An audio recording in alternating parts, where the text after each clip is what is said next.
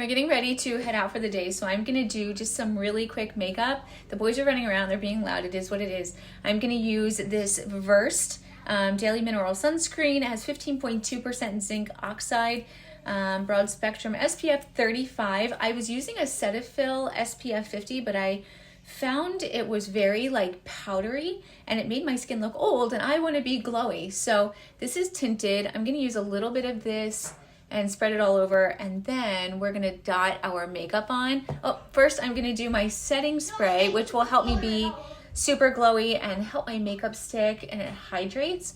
So we're going to do that, and then we will apply our makeup.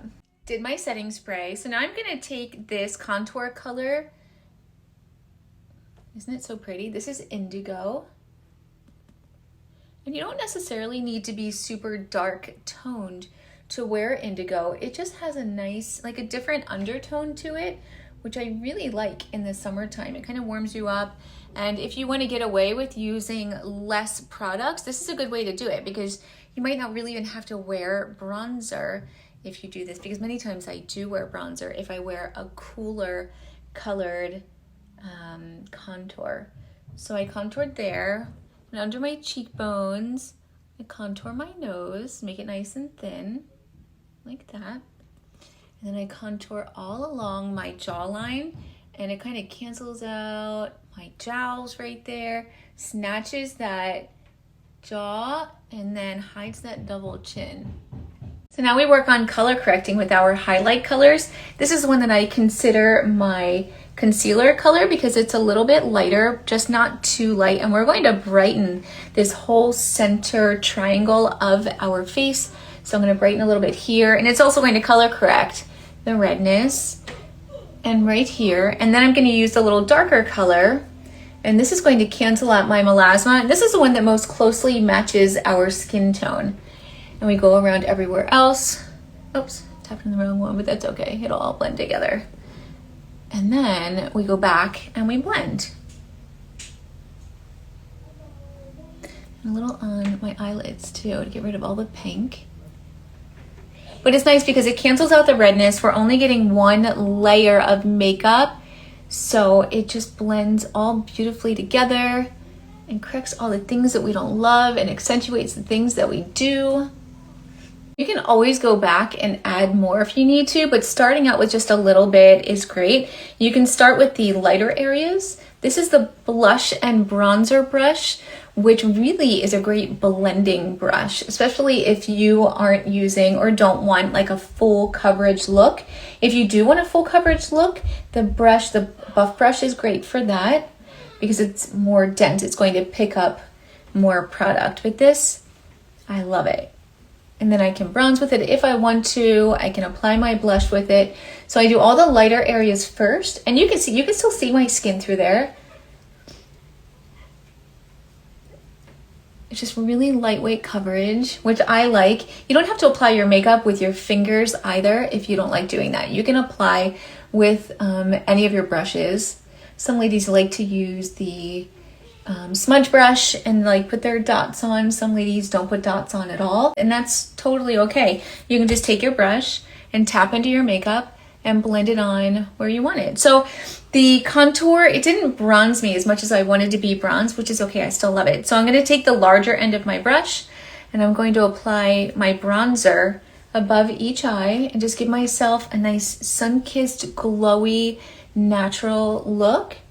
And I bring it down my temples, over my cheekbones, over my nose a little, and like this. And then I'll go back in and add my blush. It doesn't really matter which order you do that in, but I just wanted that nice bronzed look. But I do want to make sure that my colors, so you can see my white scalp right there. I'm going to take my detail brush, actually, my contouring brush, and I'm going to take my contour color or my bronzer color, and I want to make sure that I am really getting my makeup up into my scalp, and that way it looks much more natural up in there. Okay, so I'm gonna flip into here where my lip and cheek colors are. There, we have so many more. These are just the ones that I like to have in my compact. This color is Nude. It's a gorgeous neutral color, and don't be afraid of them. They're all super pigmented, but you only use a tiny bit, which means that they last a really long time, and you can use the same colors on your lips if you want to, or a different color. You can mix them and match them like this, see? And then if I do that with like the darker color or the satin colors, then I go over top with something that's glossy, because when we have maturing skin, we want to glow. We need to add the glow back. Okay, but I want to show you a few other things too. So when I'm in here, these are my color correctors right here. I'm going to use the yellow to color correct my little bit of redness. I'm going to use the peach to color correct my greens, blues, and purples. Depending on how small your areas are, you can grab a smaller demi brush to do this. I usually just flip my brush over and just kind of swish it, like fluff it over the area like that. See how it just gets rid of that redness? Demi is incredible. It's color technology. It's not like actually putting makeup on your face. It just color corrects. It's really great. So I'm gonna use the peachy tone, and I'm gonna color correct in here. You can do this before you apply your makeup if you want to.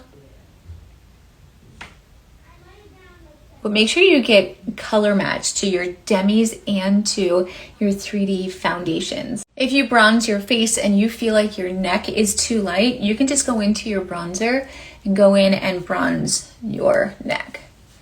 And then it'll all match and flow. And when I do this, what I like to do is I just kind of peekaboo it up underneath my jaw, but keep this nice and bright in here. And then in case my hair moves, all back here too. Especially because it's summertime, we put our hair up a lot. Go behind your ears. Behind our ears is so white back there, like the palest part. So underneath your shirt like this.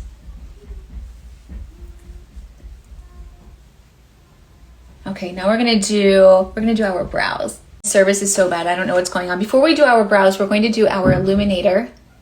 This is Nova Cream Illuminator, and we're going to illuminate these high points of our face. So the tip of our nose, you can do this whole area right here if you want to, the bridge of your nose, but you see, I have the flat spot and it accentuates that, which I don't like. So now I'm gonna go over top of where I color corrected and use the illuminator here, because these are the high points, like literally the points that are closer to the light, closer to the sun. So I'm gonna do those like that.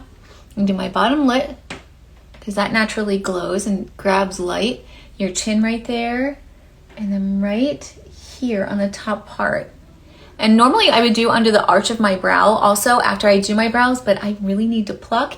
And if I apply any makeup over top of where that hair is, it's going to make them stand out. So I am not going to do that today. So we use our line brush and an eyeshadow. This is Oak eyeshadow. If you like your brows darker, you can use the color Trust. If your brows you like or are almost black, you can use the color eyeshadow color Coal. If your hair is warmer or lighter, you can use the colors Basic, or Bird is even lighter than that. But I find that Oak is a pretty good universal color, Oak and Trust. Oak is nice and like ashy, a little cool, and just a lot of people can carry it off. So we're starting here with our little hair strokes. We're going underneath and going up like this and out like that. Mapping out and filling in our brows, crucial for making our eyes stand out, and also for visually widening this part of our face, which detracts from this part of our face.